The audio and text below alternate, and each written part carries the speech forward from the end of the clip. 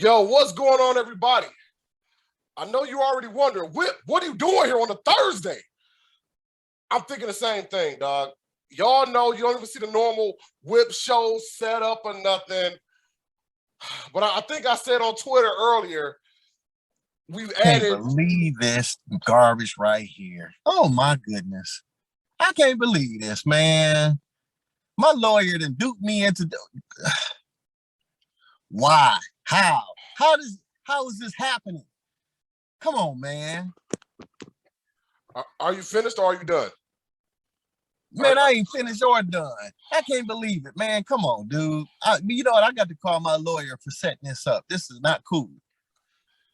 Well, fans, as y'all can see, damn, I got an email. And I guess somehow I might have accidentally agreed. No, it wasn't no accident. It wasn't no accidentally, because you were down at WrestleMania weekend, and what you were doing is when you was too busy drinking the mimosas and acting like a hoodlum or whatever it is that you was doing, you and your Whipomania fans, whatever y'all doing, my lawyer, my confidant, my friend got you to sign a little contract for me to appear 15 minutes on your show. I just thought he just told me a show. He didn't say it was somehow Whip show. Like, what the hell, man? I'd had enough of you always trying to steal my shine, you bum. Yo, fans, I apologize for this, but now I guess I'm contractually obligated to get this man a segment on the Whip show. Well, before, I don't even know what this fool gonna talk about, but before I do this, y'all know what to do. Subscribe if you haven't already. Check out the other episodes. You know the great interviews we had. We've had everybody on the show. I just had last week Michael Kingston, creator of Headlock Comics. Jerry Lawler does his artwork.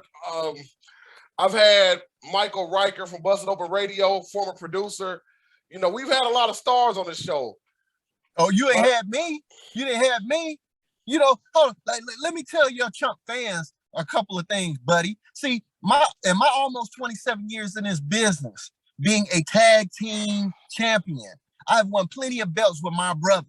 The only person in my almost 27 years outside of wrestling with my brother and winning championship gold, the only person that I wind up being stuck with and winning championship gold was you. We were supposed to be like friends, but no, I carried you. I continue to carry you, and you always been jealous of my success, always been jealous trying to steal my shine.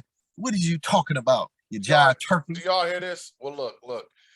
You're not going to carry the Whip show. I mean, okay, I don't even understand. What are you even going to do on here, man? Like, I know you run your mouth all day long, but what are you going to even do on this show, man? Like, what's it going to be called? Does it even have a name? It's the Coach's Corner, partner. The Coach's Corner. Coach's Corner. Because like you and a lot of other little wrestling hoodlums, y'all need to be coached and need to be coached properly. I get it. So you're going to come on this show every other week and get fans and the wrestlers some inspirational words, right? That's right. I'm not giving wrestling fans no inspiration and nothing. They can all go suck on eggs, all I care. I'm coming here to run my mouth, give my 2 cents, and if people like it, they like it. If they don't, then whatever. You know what? Fans, I apologize for this. Y'all can listen to this if y'all want to. If not, go ahead and turn it off. I don't care. I'm not dealing with this. I'm getting out of here. Hold on, big fella. Before you go, I obligate. I gotta. You signed something. I'm supposed to get 15 minutes, and you cutting into my 15 minutes 2 minutes ago, partner. Beat it. Scram. You know what? I don't want to be here anyway. Bye. Hope the video messes up. I'm out of here. You bum. Hey, fans, what's happening? See, this is yours truly, Chuck. You might know me as the Cole brother with my brother, Brian. Been in the business almost 27 years, causing havoc, creating hell all through the Midwest. Yes, a little bit backgrounds if you don't know me. Again, 27 years almost in this business. We have spent plenty of time backstage at WWE events, whether we've been on dark matches, whether we just been in the back as extras, as they call it, but they wasn't called extras. Like when we were really getting a lot of our dark matches, we've missed an opportunity being WCW. Had missed an opportunity, a wonderful opportunity going to Japan because of 9/11. Things in Puerto Rico, all of that. So we've been around. So when I say what I say, I'm kicking knowledge and I know what the heck I'm talking about, because we always got these smart mark ass fans who want to get out here and say, oh no, you don't know this and know that, knowing good and well y'all lazy asses ain't been in the ring not one time, but you swear up and down you know every damn thing. So here's my little 2 cents in the wrestling world, and I need you guys to understand, I really don't give a damn what you think. Yeah, all that matters is the coach, yours truly. So I need to drop a little ancient history on you people, you fools, you knuckleheads, you dumb weasels. I need to let you know. See, when I first visioned this business, wrestlers were like bigger than life. We used to go down to Cobo Hall and get a chance to run up to the ringside as the wrestlers were walking out and see these like large, huge guys. They're bigger than the world. That's what we envision wrestlers being, these big burly guys. Even the small guys, like back then, Ivan Putski was really the smallest guy I can really think of. But back then, guys like Ivan Putski were big and muscle bound. A few years later, as Coco Beware came in, he was a little short guy, but he was still thick. He was thick, so he looked like a wrestler. What I'm getting, as we started kind of getting in and wrestling started to evolve a little bit. You had guys like Sabu, and I know that they might bill Sabu as 6 feet. Sabu's not 6 feet, but Sabu comes along and he started doing his thing. That was the first guy that was like really coming off the ropes, doing a lot of flips, doing daredevil kind of stuff, which was real cool back then because, again, wrestling really hadn't evolved, and the fans are popping to it. Sabu was doing this thing. But then once ECW started, again, Sabu started really his thing started picking up. But Paul Lee Dangerously brought in Rey Mysterio Jr. and Eddie Guerrero. And all they did was wrestle each other, and they would put on these like lucha libre, crazy, ridiculous kind of matches. And it was real sweet. It was real sweet because, again, it was different. But because of that prompted WCW, because at the time, Vince McMahon did not care about little dudes. When I say little dudes, I'm talking about guys under 6 feet and barely 200 pounds. But WCW, that prompted them to sign Eddie and Ray from ECW, and they brought in a whole lot of the Lucha Libre guys coming from Mexico, and that's when you got the cruiserweights going. Later, Vince decided to do the same thing, but it kind of died down. But as wrestling started to evolve, you get Vince, and he starts the 205 Live. Now, I'm saying all this to say, wrestling is not for little dudes. I get sick and tired of seeing small dudes going out there doing 1,001 flips, making no sense whatsoever in this business. See, the one thing about this business, now, mind you, I'm 6'2". I'm a legit 6'2", a legit 240. When I put my wrestling boots on, when I go out there, I am billed at 6'3", maybe 250, 255. That's legit. Like I said, legit 6'2", 240. These guys nowadays, barely 5'10".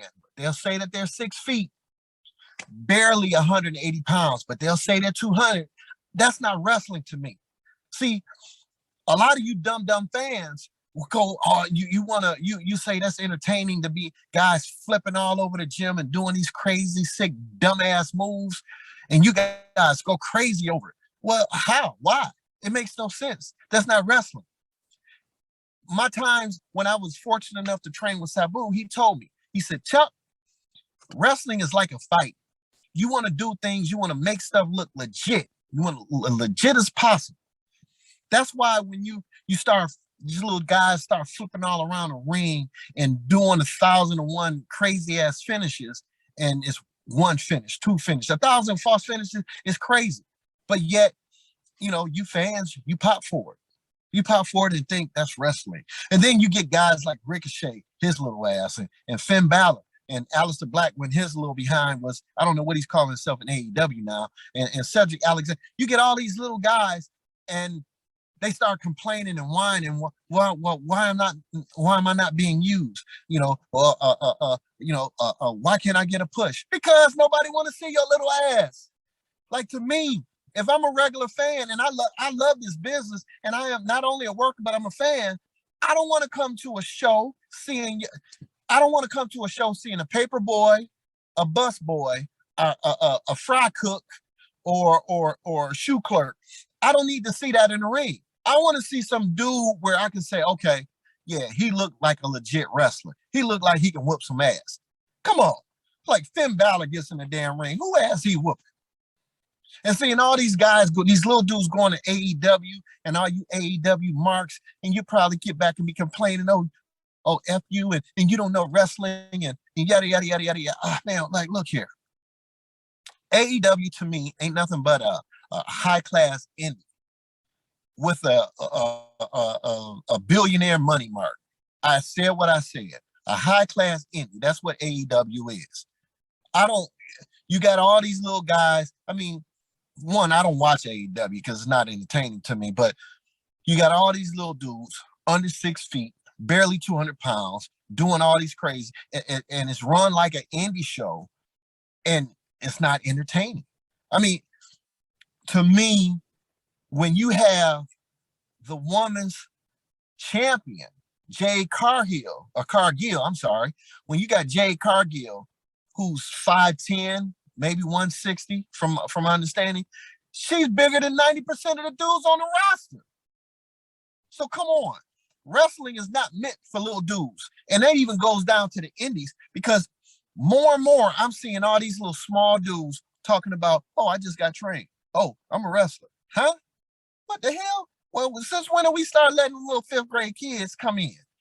It's ridiculous. It's ridiculous. See, so some of you trainers, you need to stop being so damn greedy and letting all these little dudes in. But at the same time, some of these trainers are little dudes themselves. But come on, this business is being ruined by a bunch of 5'8", 5'9", 160, 175 pound dudes that want to flip all over the damn place. It's wrestling is supposed to be like a fight, not like gymnastics. If I wanted to go see gymnastics, I would turn on the TV to see gymnastics. If I wanted to see a bunch of dudes, a bunch of small dudes, I would go turn on horse racing and watch jockeys.